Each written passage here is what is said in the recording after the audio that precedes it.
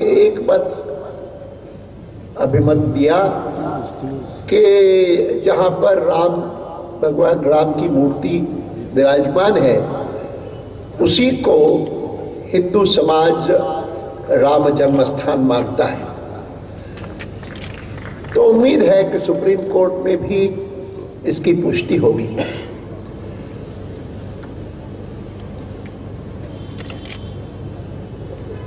पहले दिन से लेकर के इतनी शानदार ढंग से यह दोनों और इनके दो सहयोगी यात्रा का संचालन करते रहे हैं कि मुझे स्वाभाविक रूप से सब जगह कहना पड़ता है कि ये मेरी छठी यात्रा है। और छठी यात्रा होते हुए भी मैं कह सकता हूं कि किसी पूर्व की यात्रा में इतना जन समर्थन नहीं मिला जितना इस बार मिला है। और ये बात बावजूद इसके है कि मैं कभी भूल नहीं पाता हूं कि पहली जब मैंने रथ यात्रा की थी, जिसको राम रथ यात्रा के रूप में भी लोग पहचानते थे, थी वो सोमनाथ से अयोध्या तक की। तो पहले ही दिन जब हम सोमनाथ से चले, प्रमोद जी मेरे साथ थे, तो रास्ते में जिस प्रकार का ज्वार उमड़ करके आता था जनता का, रथ को छूने के लिए अगर संभव हो तो, नहीं तो रथ को देखने के लिए, कि मुझे भी समझ में नहीं आता था कि ये क्या हो रहा है। बहुत आश्चर्य हुआ। और मुझे याद है कि उस यात्रा के बाद, यद्यपि यात्रा में मैं पहुंच नहीं पाया था अयोध्या, रास्ते में ही मुझे गिरफ्तार कर लिया गया था और मुझे बंदी बना करके रखा गया। लेकिन उस यात्रा के बाद जिन जिन लोगों ने टिप्पणी की, उन्होंने कहा कि अडवाणी जी वैसे तो राजनीतिक नेता है, लेकिन उनको इतना जबरदस्त समर्थन जो मिला है उसका कारण है कि विषय ऐसा है। ये विषय है अयोध्या में राम मंदिर बनाने का, और भारत की जनता में जो स्वाभाविक रूप से धार्मिकता है और खास करके राम भक्ति का भाव है, उसके कारण इतना जबरदस्त समर्थन मिला है। मुझे भी लगता था शायद हो, यही बात सही हो। और इसीलिए उसके बाद की यात्राओं में मैंने जब 1997 में स्वर्ण जयंती रथ यात्रा की थी, जो मेरे जीवन की सबसे लंबी यात्रा है, 59 दिन तक लगातार चला था, उसको और इसको, अभी की जन चेतना यात्रा को, इन दो को देख करके मैं बहुत बार पत्रकार मित्रों को कहता हूँ, राजनीतिक विश्लेषणों को कहता हूँ, सार्वजनिक रूप से भी कहता रहता हूँ कि कोई एनालाइज करे कि क्यों इतना समर्थन है। अब तो कोई रिलीजियोसिटी नहीं है, अब तो कोई राम हिंदू धर्म की जाकर के व्याख्या की शिकागो में, पार्लियामेंट ऑफ रिलीजन्स में, सारी दुनिया में उनकी धाक हो गई। भारत में तो धाक थी ही। और मुझे हमेशा उनका एक भाषण याद आता है, 1897 में जो उन्होंने दिया। यूरोप की यात्रा से लौटे थे, मद्रास पहुंचे, स्टीमर से उतरे और वहाँ के लोगों को पता था कि वो आने वाले हैं, तो उन्होंने एक उनका लेक्चर आयोजित किया था किसी बड़े हॉल में। और उस भाषण में, वो भाषण आज भी उपलब्ध है, कोई उसको पढ़ना चाहे पढ़ सकता है। उस भाषण का जो थ्रस्ट था, प्रमुख बात थी, वो ये थी कि आप लोग जितने लोग यहाँ आए हैं, मद्रास के निवासी, उस समय चेन्नई नहीं बना था, वो किसी न किसी देवी देवता की पूजा करते हैं। मेरा आपसे अनुरोध है, आने वाले 50 साल के लिए जिस देवी की भी आप पूजा करते हैं, जिस देवता की पूजा करते हैं, उसको जरा सोने दीजिए और 50 साल के लिए एक ही देवी को याद रखिए, और वो है भारत माता। अब जिस व्यक्ति को हिंदुस्तान के लोग भी, दुनिया के लोग भी आध्यात्म के क्षेत्र का एक दिग्गज मानते थे, और वो अगर कहीं बोलेगा तो धर्म की ही व्याख्या करेगा, मूल्यों की व्याख्या करेगा, वैल्यूज की बात करेगा, आचरण की बात करेगा। वो अगर कहते हैं कि 50 साल के लिए आप अपने अपने देवी देवता को सोने दीजिए, उन्होंने शब्द एक प्रयोग किया उसमें जो और मुझे ऑड लगा, let your idol gods sleep lie and let one goddess alone remain alive, Mother India, awake। अर्थात कि जो स्पिरिचुअलिज्म के क्षेत्र में भी भारत का नेतृत्व करने वाले थे, उन्होंने भी देशभक्ति को जगाया। गांधी जी के बारे में तो सब लोग जानते हैं कि अपने हर प्रवचन से पहले रघुपति राघव राजा राम करते हैं, सब जानते हैं। मैं इस बात का उल्लेख इसलिए कर रहा हूं कि मैं मानता हूं कि जो भी व्यक्ति देशभक्ति की बात करेगा, राष्ट्रभक्ति की बात करेगा और राष्ट्र के लिए लोगों को जगाएगा, तो उसकी अपील है और वो अपील ये रिस्पॉन्स कर रही है। ये बात अलग है कि इसमें काफी योगदान हमारी सरकार ने भी किया है, मैं इनकार नहीं करूंगा। क्या हो रहा है पिछले 2 साल में? आज से 25 साल पहले, 20-25 साल पहले, मैं तो 1952 से लेकर के सब चुनावों को देखता आया, सब चुनाव में भाग लिया है। 15 के 15 जो लोकसभा के चुनाव हुए हैं उन सब में सक्रिय रहा हूं।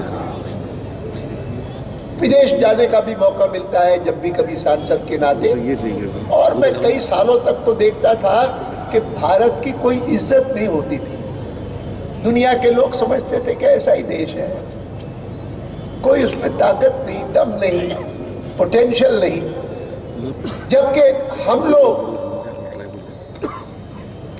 मैं 14 वर्ष की आयु में राष्ट्रीय स्वयंसेवक संघ का स्वयंसेवक बना, तब से लेकर के मन की एक इच्छा होती थी कि जल्दी से जल्दी अंग्रेज यहाँ से चला जाए, भारत आज़ाद हो जाए।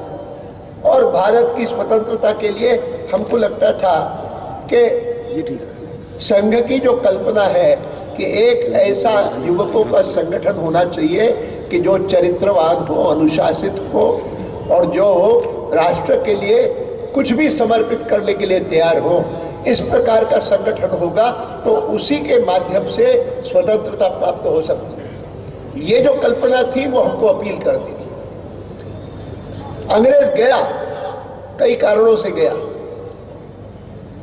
1947 में गया, लेकिन दुर्भाग्य की बात यह है कि उसने चतुराई से न केवल देश का विभाजन किया, लेकिन देश के विघटन के बीज बोए।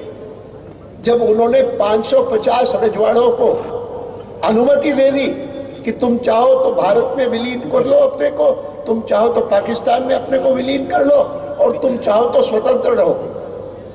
मैं इस बात का उल्लेख इसलिए कर रहा हूं कि अगर सरदार वल्लभ भाई पटेल उस समय न होते तो क्या होता, मैं कल्पना नहीं कर सकता। सरदार वल्लभ भाई पटेल को केवल मात्र 3 साल मिले। अगस्त 47 से लेकर के उनका देहांत हो गया दिसंबर 50 में, और देहांत से भी 3-4 महीने पहले तक अस्वस्थ थे, कुछ कर नहीं पाते थे, लेकिन कमाल करके दिखाया, अद्भुत काम किया उन्होंने इन 3 सालों में। 550 रजवाड़ों को और उनका एकीकरण करना, देश को एक बनाना,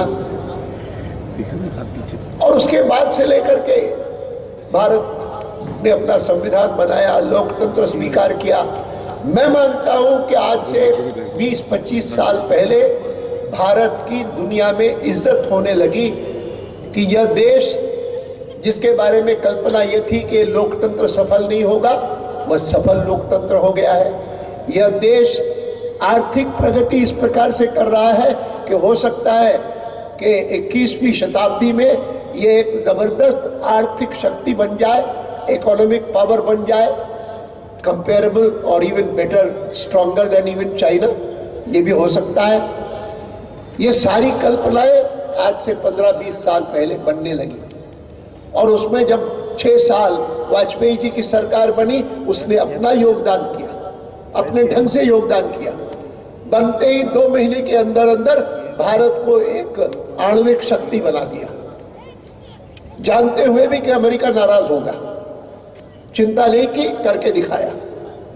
विदेशों से लोग आते थे, कहते थे कि कितनी सड़कें वहां बनती है, कितने हाईवेज है, हिंदुस्तान में कुछ नहीं है। और वाजपेयी जी का कैसे नहीं होगी, हो जाएंगी, और हुआ।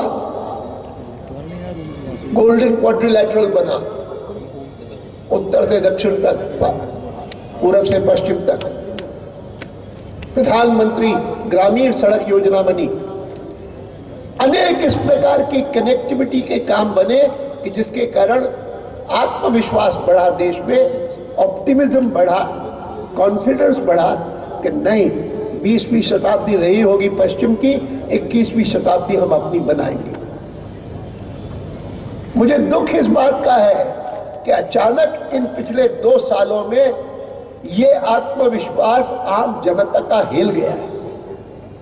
दुनिया भर में भी लोग कहते हैं, अरे क्या भ्रष्ट देश है।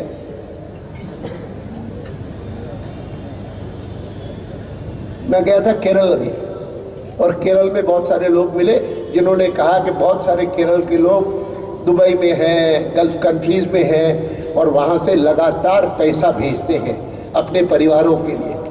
वह पैसा उनके परिवार के लिए तो आता ही है, लेकिन देश की भी समृद्धि बढ़ाता है।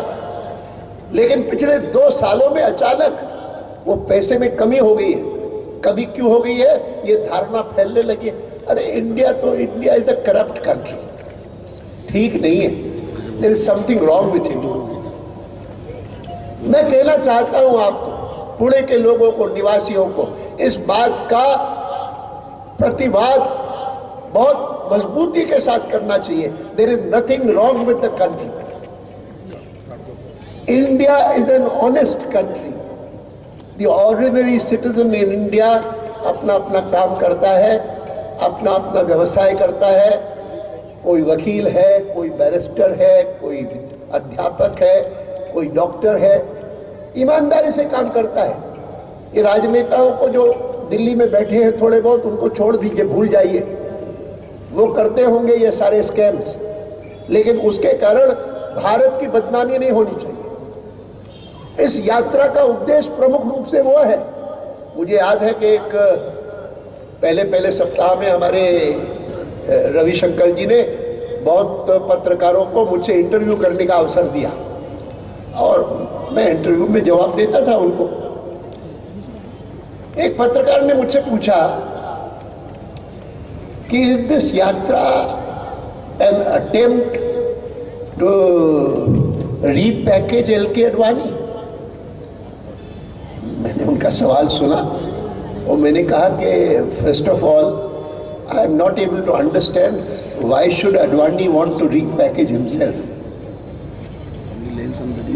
मैं समझता हूँ कि मेरे बारे में जो लोगों की धारणा है, लोग मेरा सम्मान करते हैं, इज्जत करते हैं, आदर करते हैं, स्नेह करते हैं, उसको रीपैकेज करने की ज़रूरत ही नहीं है।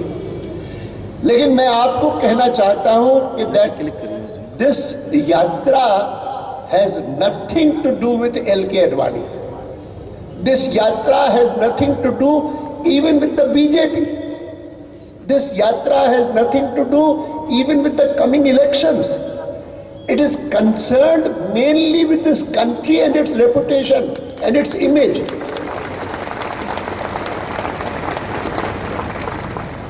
मैं चाहता हूं कि भारत के बारे में किसी के मन में गलतफहमी न हो, न देश के भीतर न देश के बाहर। इस बात को पहचाना जाए, देश के भीतर भी पहचाना जाए कि इसमें पोटेंशियल बहुत है। 50 साल में हो जाना चाहिए था, नहीं हुआ है। लेकिन 50 साल के बाद अब 21वीं शताब्दी में तो हर हालत में होना चाहिए था। आप में से कोई अगर पढ़ते लिखते हैं तो मैं कहूँगा कि 15 अगस्त 1947 को जो अरविंद घोष ने एक लेख लिखा आकाशवाणी के लिए, 15 अगस्त अरविंद घोष का भी जन्मदिन था और बहुत सालों से पौंडीचेरी में रहते थे।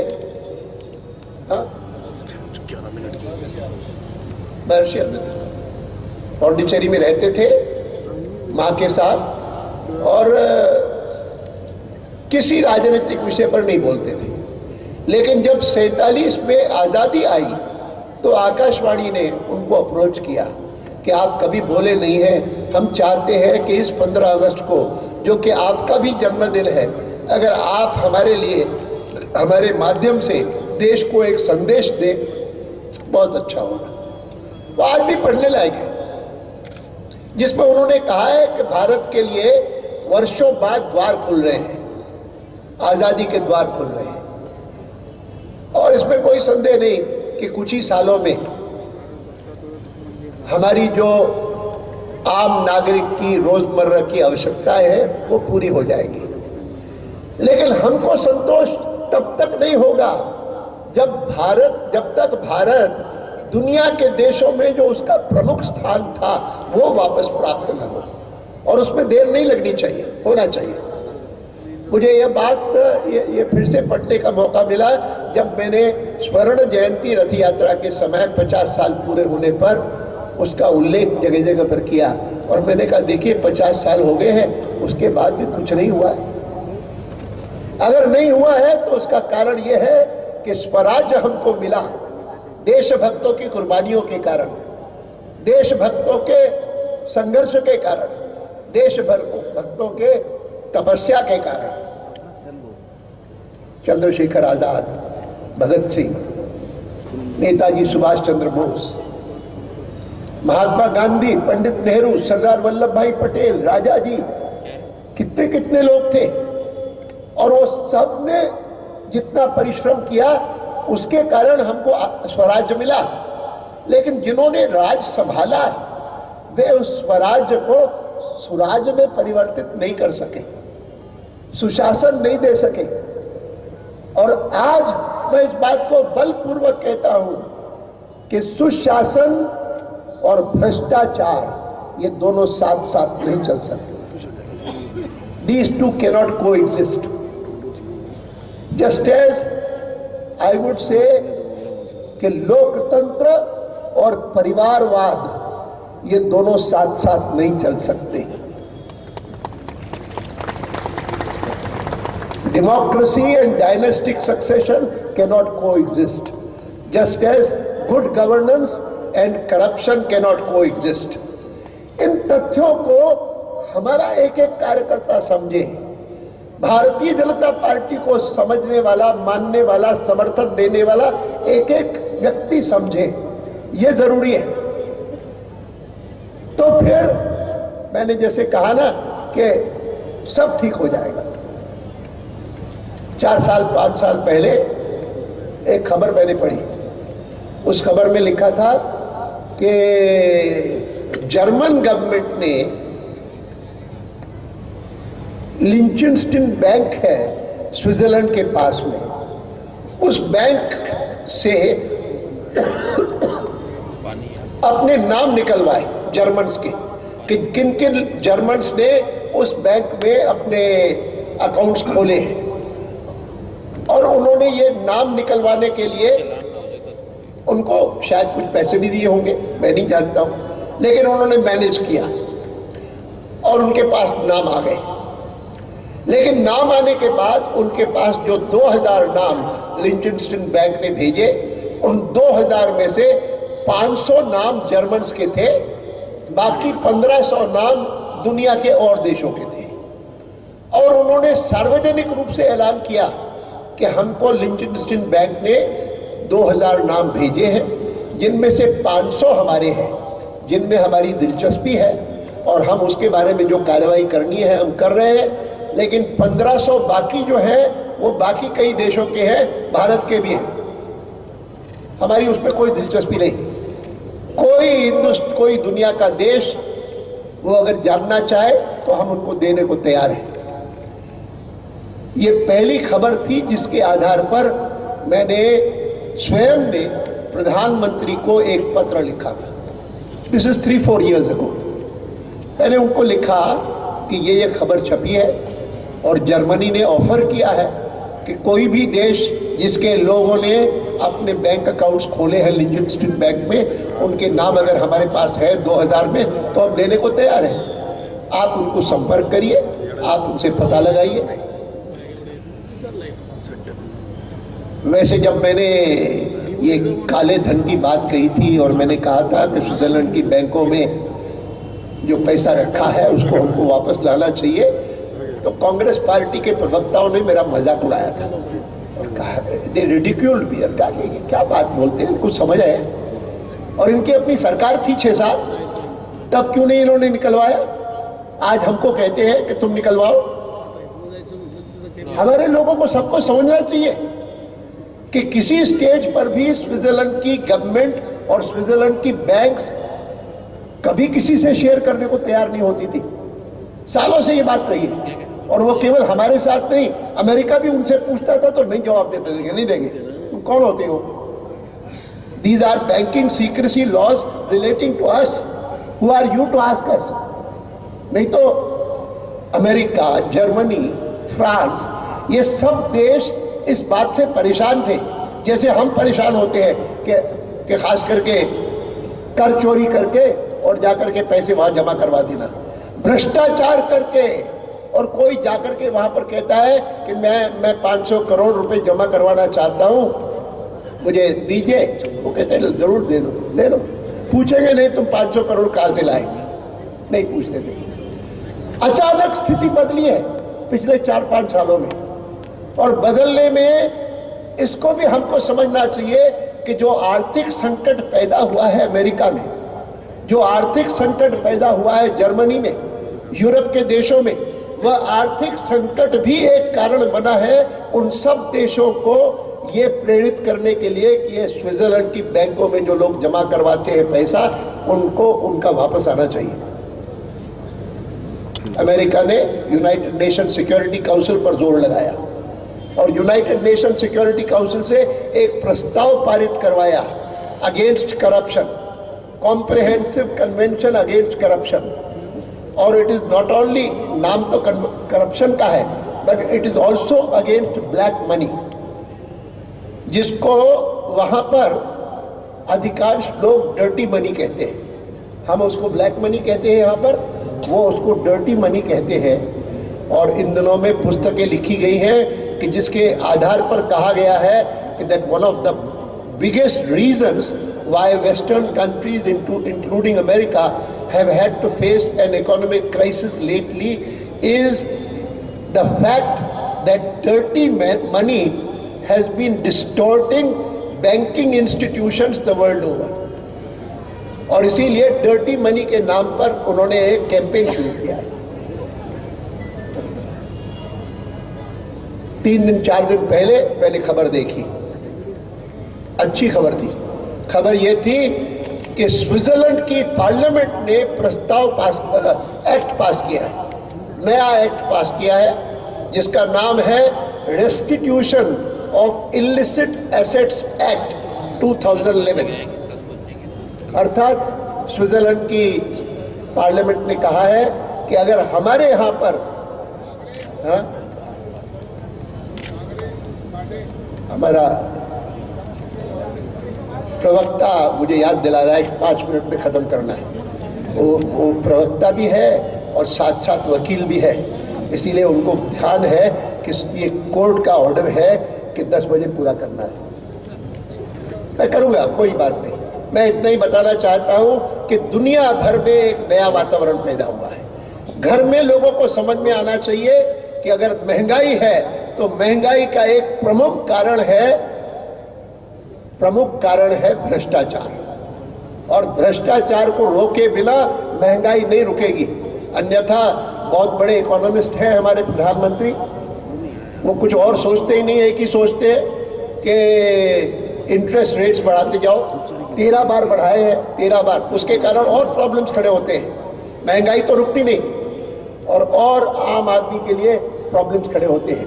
और दूसरी बात ये, इस तथ्य को भी पहचानना चाहिए कि कुल मिलाकर के अनुमान किया गया है, एक ग्लोबल फाइनेंशियल इंटेग्रिटी के द्वारा एक थिंक टैंक है जिसने कहा है कि स्विट्जरलैंड की बैंकों में भारत का जो धन है वो 25 लाख करोड़ रुपए है।